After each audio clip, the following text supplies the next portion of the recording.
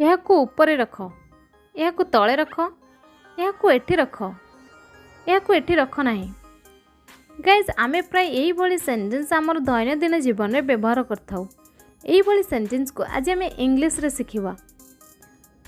ସର୍ବପ୍ରଥମେ ଆମେ ଜାଣିନେବା ରଖିବାର ଇଂଲିଶ ହେଉଛି ପୁଟ୍। ପୁଟ୍କୁ ବ୍ୟବହାର କରି ଆମେ ଏହିସବୁ ବାକ୍ୟକୁ ଇଂଲିଶରେ କହିବା ଶିଖିବା।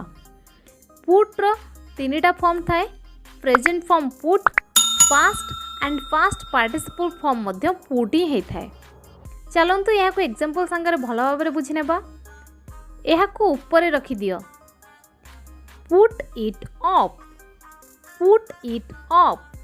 ନହେଲେ ଆପଣ ଏମିତି କହିପାରିବେ put it top, put it top.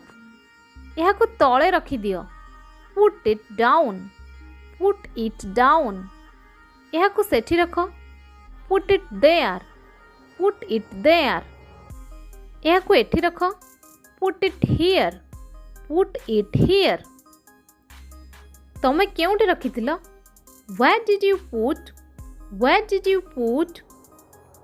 ପୁଣି ରଖ ଏହାକୁ, put it back, put it back। ଏହାକୁ ଏଠି କାହିଁକି ରଖିଲ? Why did you put it here? Why did you put it here? ମୁଁ ଏଠି ରଖିନଥିଲି। I didn't put it here, I didn't put it here। ଏଠି ରଖିଦେବି ଯଦି ଆପଣ କ୍ୱେଶ୍ଚିନ୍ ପଚାରୁଛନ୍ତି, ମୁଁ ଏଠି ରଖିଦେବି।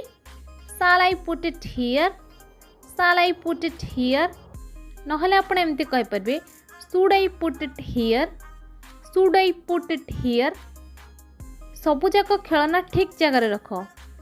Put all the toys on their right place, put all the toys on their right place।